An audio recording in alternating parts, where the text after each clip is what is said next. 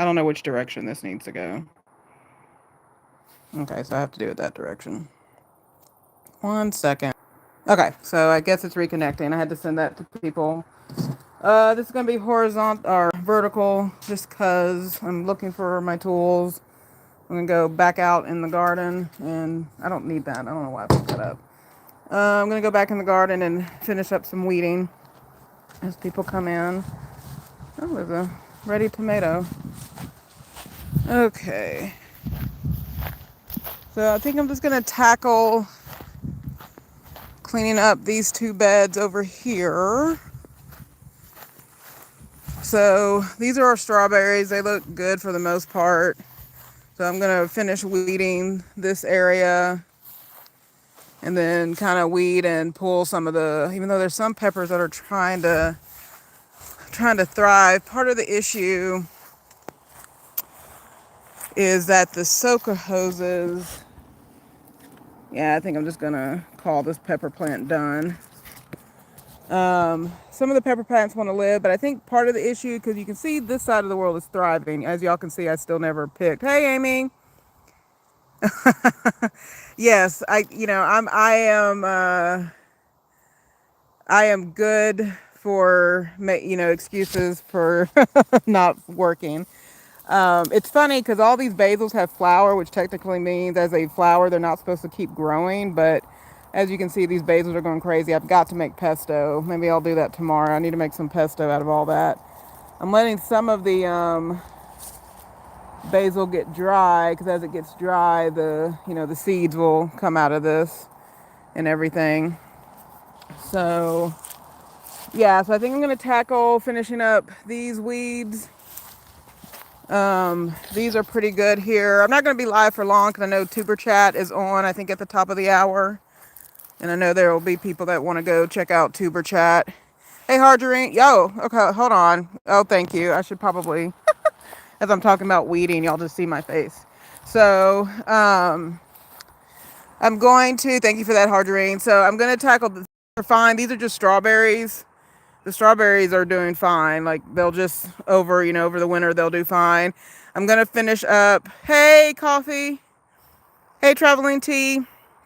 And so I'm going to finish weeding the rest of this bed. So typically, like I said, those are strawberries.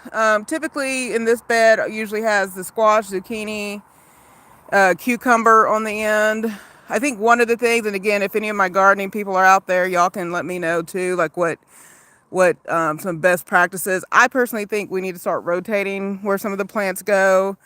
My husband is a creature of habit, but I don't think that is good for gardens and prolific gardens. But that's just my opinion. Remember, as you come in, remember to hit the double tap the screen to hit the like. So I'm going to finish tackling this bed. It's not as bad as the ones that I did the other day. So typically, yeah, we have our zucchini, squash, yellow squash in this bed here. And yeah, the strawberries, we just leave the strawberries alone.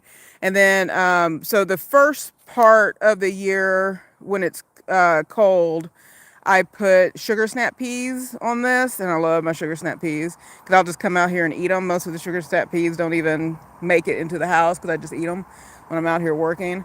But then as the sugar snap peas, as their season goes, we put the cucumbers here and they just kind of live along that trellis. And then this bed for the last few years has been peppers. We put a lot of, apparently my husband went basil crazy because we have a lot of basil that we still need to do something with. And then we'll usually have an eggplant in this bed. Unfortunately, as you can see, this side of the world looks really good. There's some habanero up there. This side of the world went bad. And I think, and again, if any of y'all have suggestions for soaker hoses, so my husband has a whole underground irrigation system that he put in soon after we first moved in. But I don't know that these are the best soaker hoses because I feel like, so I'm going to try to do this. I'm blocking the light. So with these circle hoses, every few inches, there's these little where the water comes out, and I think they get clogged. So as you can see, everything on this end pretty much died, and I think it basically died. And so Amy's giving me some advice. Yeah, Amy, I agree with you. Rotating is essential because it's just for the nutrients purposes alone. Um, it's just I've got to get them out of the habit of putting stuff. Let's see.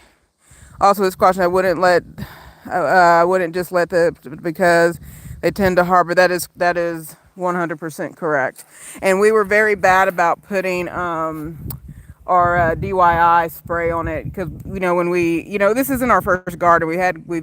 I had gardens growing up. I had a garden as a single person, and then when he and I got married and we lived in our first apartment, because we were on the first floor, we did 5-gallon food grade bucket gardens that was really prolific and did really well. But we also we tended to it more. So every night we would go out and spray it. He would even go out at night and kill the June bugs and stuff. I mean, it was just, we were very intense. In the last couple of years, we moved, and the last couple of years we just kind of, it's hard to get adjusted to sort of new how, everybody's scheduled, and we just haven't been as diligent. So we just got to get back to that place. This is our potato bed. Obviously you can see the soil has kind of leveled off. When we first moved in, I don't have to get the cubic feet of soil that we got, but all these beds, we had a company come in, but all these beds and even the stuff underneath the tarp, we just filled with soil and everything. Hey, Miss Nikki, I'm just going over my garden and everything. And you can see the wood, the 2x4 on that side died. This is actually so some of this stuff we ordered online to make these beds here. But this we just found. We found the, why is my brain going on what these things are called? These panels and everything. They were just on the property along with the wood. And so that's actually my favorite bed, even though it was just found with scraps and everything. So this bed here is typically our brassicas plant. So, cauliflower, broccoli, our kale, things like that, spinach we put here. And then these are the precious tomatoes. The big thing about the tomatoes that, again, my dear creature of habit that I'm married to, he tends to try to double up on the tomatoes, and tomatoes need space. And so I just got to get them out of some habits and everything, but we'll get there. Everything's what I love about gardens is you have to realize you've got to learn and adjust very, very quickly. Hey, Zed. Hey, Lori. Hey, Miss Nikki. Let me make sure I got everybody. Let's see, there's a new I'm not sure how to pronounce your name, but thank you for coming in and appreciating the garden. And then this is so this is one of my favorite plants.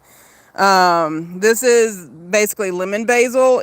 We didn't even plant this year, but as you can kind of see here, the seeds go everywhere. So I usually just throw the seeds everywhere. I need to put some by the chicken coop. But, these inside of all these things are, the seeds for the lemon basil. So I'm going to probably collect some and then toss them near the chickens. Hey, Vicky. Hey, Joe. I don't know why I yell at people when when they come on. But you can see, so this is an example of not being diligent. So I'm going to show y'all something, but don't come at me. And then there's I think we were talking about grasshoppers on Farmer Chaz's the other day. So first of all, we got that little friend, but these are 3 kale plants that are doing very well. But imagine what we're not doing. Let me show you an example. What are we not doing? We are not spraying it down, so the little worms are having a field day with these things. And so I could go out here and take every little bitty worm off, but that is not working smarter, just harder. So I need to make we just do neem oil. I think it's neem oil, dish soap, water. And then there's one other item that we usually put in there. So if y'all have some of your things, but yeah, so it's a healthy plant. We've even had a kale plant go the entire winter before that it got to the size of a tree and it had a really thick branch. So, these beds, which I personally want to call. This is our cantaloupe and watermelon, which there are a few watermelons still out there and on there. And typically this will go through November. What I might go and do, any of these dead leaves that you see here, I'll probably go ahead and pull those. And I just do this while I'm listening to everybody's live. Hey, Grant. This is the bed I really want to get to. And I'm very frustrated by this bed because it usually does really well. We just have to think of some new strategies because we've put this landscape fabric down. We've done all sorts of different things, and you see all this grass still showed up, and we even put cardboard. We did all the things, right? So we're just gonna have to think of some different strategies. I really like what I've seen on a couple of people's channel, which I kind of want to go to with their melons and like pumpkins and stuff.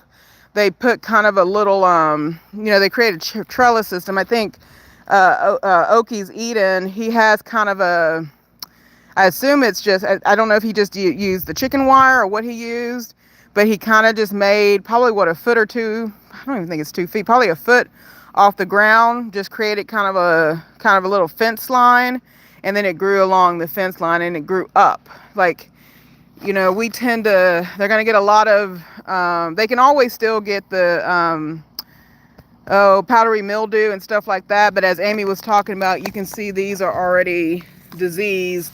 So, and even though they're squash trying to grow, I kind of just want to call and replenish things. So, let's say I'm missing things. I used to use neem oil, but the caterpillar still, yeah, Miss Nikki, sometimes it's, yeah. And, I have these beautiful chickens that I could release out here. But guess what they're going to eat? Guess what they're going to eat besides just the just the caterpillars? They'll eat half the kale, which, hey, they're doing more with the kale than obviously we're doing with the kale right now. And that's the other conversation. We put in this work, and we're all probably guilty of this. We put in this work, and it's like, if we're not eating things, we need to consider why we're putting in the work. So we want to get better about growing the things we know we're going to eat, and then growing the amount of things we know we're going to eat. So that's kind of the other strategy there. Hey, Down Home Misty, how are you doing? I'm just kind of going over. I did these beds the other day, pulled the weeds and pulled a couple of plants. And so I'm just going to finish up. I think Tuber Chat has mods, please correct me if I'm getting the time wrong, but Tuber Chat has he's going live at the top of the hour. So probably while I'm listening to Tuber Chat, I'm going to be out here, but I want to just go live real quickly to kind of go over where we typically put things, and then what I'm going to work on while I'm listening to everybody's live this evening and everything. Yeah, coyotes. Yeah, coyotes love to. So apparently there was I think it was last summer, they had captured a lot of coyotes, especially with watermelon. Coyotes were going around breaking into people's watermelon. So we have a family of 7 raccoons that enjoy our watermelon and cantaloupes because they can smell when it's ripe before we can, and they just go to town. It's very sad. I've thought about just, I keep saying every year I'm just going to grow a patch for them outside the fence, but I don't know if that would help, or they'll just say, "Oh, she made more for us. We each can have a patch." So, so usually this is my butternut squash and acorn squash. Now I've struggled with, and I think I'm just gonna have to get a new variety. The butternut squash has done fine. The acorn squash has struggled a bit since being back in Texas. Like we would get so much butternut and acorn squash when we were in Maryland. But we've struggled a bit here now that we're back in Texas with the acorn squash, and so I probably just need to get a different variety. And but that's usually what's in this bed. And like I said, that bed over there is usually our melons, a watermelon, cantaloupe, and honeydew is usually what we do. Hey, Okies, I was just shouting you out because I was showing them. And again, anyone out there, drop in the chat now or drop in the comments later. So this is where we usually put our back up. This is where we usually put our butternut squash and acorn squash. But, we keep stuff lower to the ground and, we let it spread. But I really like the setup you had where, and you can correct me on how high it is. I think you had those little, that little fencing area that's probably about a foot or so off the ground. And I really like that better because it'll allow them to trellis up and along versus always being on the ground. So let's see. I tried making a second bed of strawberries for the birds. But yeah, they just eat both. They just was like, oh, she opened a new restaurant. Yeah.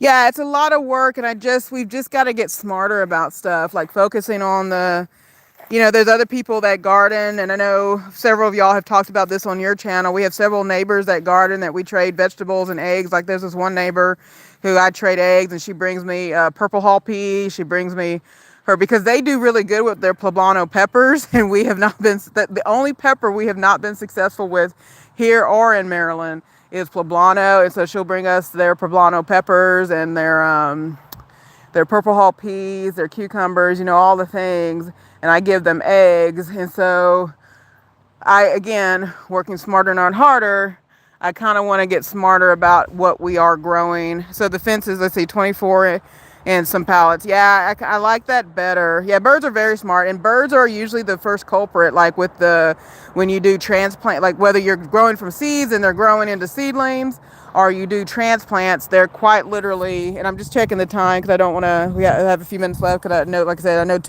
even though I know Tuber Chat goes on for 3 hours, but people want to catch them at the top so they can get featured. But yeah, so while I'm listening to everybody's live this afternoon, the weather's pretty nice here today. I'm just going to kind of sit out here and kind of, again, finish weeding the 2 beds like I said, we usually do the squash and zucchini, finish weeding this area, finish up. And then I'm going to turn on the water again, and I'm going to check all these. Like I said, for those of y'all who came on late, these are the type. So we have the full irrigation system underground, but then the actual soaker hoses we're using are the ones with the little, this little spout right here. And I just feel like they get clogged a lot because I know if I push into them, the water, and I think, that's what happened in several of these beds. You can see how well the plants right there are doing, but then everything on the end just kind of wilted. I don't think they were getting as much water. And the same case was when the tomatoes, well, again, 2 issues with the tomatoes. I've got to tell my creature of habit spouse that we can't do 2 tomatoes per cage. They need more space. Tomatoes need space to thrive. They like a lot of water and everything else. But that end of the bed, the soaker hoses were not dripping water. And so it was just, they were just competing to try to have water. Down home, Misty, we did not get a lot of butternut. And it's very upsetting because we usually store that butternut, and it'll take us through next summer. So kind of sad about the butternut situation. Let's see. How do I start my honey? How do I start my honeydew for me? Crazy year. Yeah, just, I think, I can't beat myself up too much. The summer, the temperatures, heat, it gets hot, life, it gets hot. One strategy I'm trying to do is, depending on what the weather does, plant as much stuff as early as possible that we can. And then, outside of maybe the melons and the squash and stuff, I'm not looking to have a whole lot of stuff that I'm still trying to tend to, between, July and August. And if anything, I'm just starting, the fall season, that one, planting some stuff late is good for, good for going into the fall, but also, it helps with the, where's my brain at?